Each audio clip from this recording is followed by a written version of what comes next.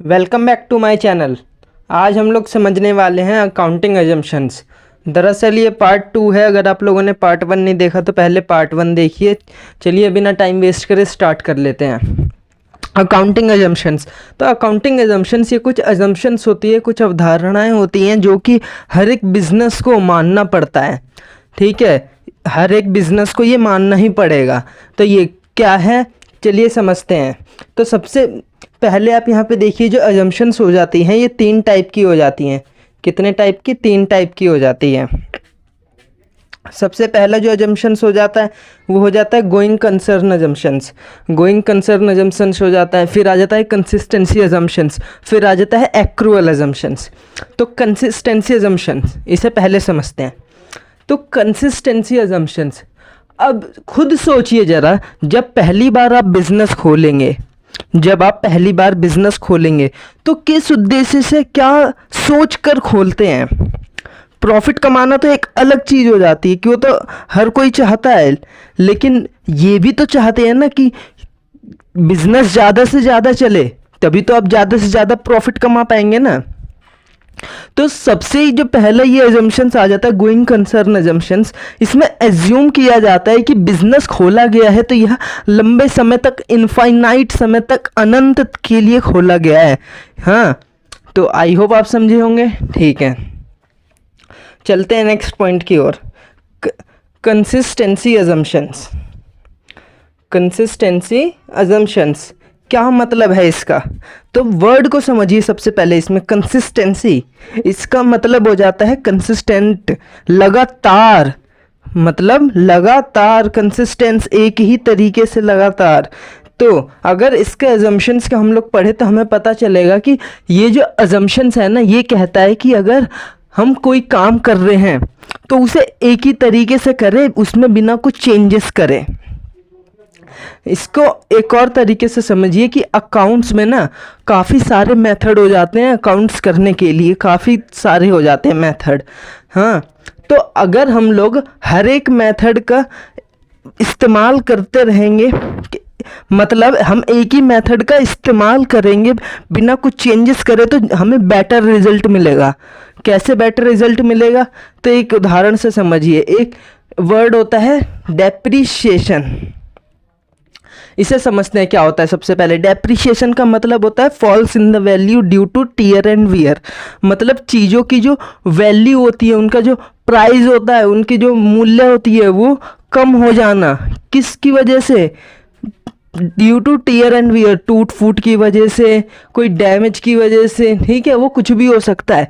इसका डेप्रिशिएशन का अगर हम लोग मतलब समझे ना, कि अगर आप लोग के पास मोबाइल है, कोई टीवी है, तो आप लोगों ने अक्सर देखा होगा कि जब हम उसे खरीदते हैं पहले टाइम, तो उसकी वैल्यू, उसका जो प्राइस रहता है काफ़ी हाई रहता है। बट कुछ समय बाद अगर आप लोग इसे एक और तरीके से समझे कि आपके हाथ में जो मोबाइल है, आप उसमें वीडियो देख रहे हैं, ये मोबाइल जब आपने लिया था उस समय इसकी वैल्यू कितनी थी और आज की वैल्यू कितनी है ना। ये डिफरेंस कहाँ से आता है? यही कहलाता है डेप्रिशिएशन। ठीक है, अकाउंट में ना इस डेप्रिशिएशन को ना चेक करने के लिए ना 2 मेथड आते हैं। ये काट दीजिए, 3 4, ये गलत है। 2 मेथड आते हैं। एक आता है स्ट्रेट लाइन मेथड, एक आता है रिटन डाउन वैल्यू मेथड। जो स्ट्रेट लाइन मेथड आता है उसको हम लोग शॉर्ट में SLM कहते हैं, रिटन डाउन को हम लोग WDV कहते हैं। ठीक है, अब इसी रिटन डाउन वैल्यू मेथड का एक और नाम आ जाता है डिमिनिशिंग बैलेंस मेथड। वैसे इस डेप्रिशिएशन पे आपको पूरा चैप्टर मिलेगा, ये काफ़ी बड़ा कॉन्सेप्ट है। इसको बस आप एक उदाहरण के लिए इसमें समझिए, हम लोग इसे डिटेल में आगे समझेंगे। ठीक है, तो ये जो स्ट्रेट लाइन मेथड है या रिटन डाउन वैल्यू मेथड है, ये जो 2 मेथड है ना, इसके जरिए डेप्रिशिएशन निकाला जाता है। इसके जरिए डेप्रिशिएशन चेक किया जाता है कि कितना है, कितना नहीं है। ठीक है, तो अगर अकाउंट्स केवल एक ही मेथड को इस्तेमाल करेगी साल भर, तो बताइए ये ज़्यादा बेटर रिजल्ट प्रोवाइड करेगा या फिर कुछ SLM इस्तेमाल करा फिर WDV कर दिया? तो ऐसे तो गलत हो जाएगा ना। तो अकाउंट्स कहता है, ये अजम्पशंस कहता है कि अगर हम लोग एक ही मेथड को अप्लाई करेंगे तो ये बेटर रिजल्ट हमें प्रोवाइड करेगा। ठीक है, समझे? मैं फिर से रिपीट कर देता हूँ, कंसिस्टेंसी अजम्पशंस। तो कंसिस्टेंसी अजम्पशंस, ये अजम्पशंस कहती है कि हमें एक ही मेथड को अप्लाई करना चाहिए, हाँ, जो हमें बेटर रिजल्ट प्रोवाइड करा सके। Example, depreciation. अकाउंट में डेप्रीशिएशन की वैल्यू निकालने के दो मेथड है, straight line method and return down value method. और अकाउंट्स कहता है कि ये अजम्पशंस कहता है बेसिकली कि हमें या तो SLM का इस्तेमाल करना चाहिए या WDV का। हमें एक ही बार एक का इस्तेमाल करना चाहिए, इन्हें बदलना नहीं चाहिए, ठीक है। आई होप समझे होंगे। चलते हैं नेक्स्ट पॉइंट की ओर। आखिरी जो एजम्पशंस आ जाता है वो आ जाता है हमारा एक्रूअल एजम्पशंस। अब ये एजम्पशंस क्या कहता है? एक्रूअल एजम्पशंस, ये एजम्पशंस हमें कहता है कि आपकी इनकम, आपने जब पैसा कमाया उसे तभी रिकॉर्ड कर लो, उसे लिख लो। इसको इस तरीके से समझिए कि आप अगर जॉब पे जाते हैं या आपके घर में आपके पेरेंट्स जॉब पर जाते हैं, बेसिकली आपके मान लीजिए पापा जॉब पर, फादर जॉब पर जाते हैं। अब उन्हें एक महीने, मान लीजिए मार्च की या फिर जनवरी की, मान लीजिए जनवरी की सैलरी नहीं मिली, हाँ, किसी कारण की वजह से, वो कुछ भी हो सकता है, नहीं मिली। वो मिलती है फरवरी में, ठीक है। फिर फरवरी में सैलरी मिलती है, तो क्या वो सैलरी फरवरी की मानी जाएगी? नहीं मानी जाएगी ना।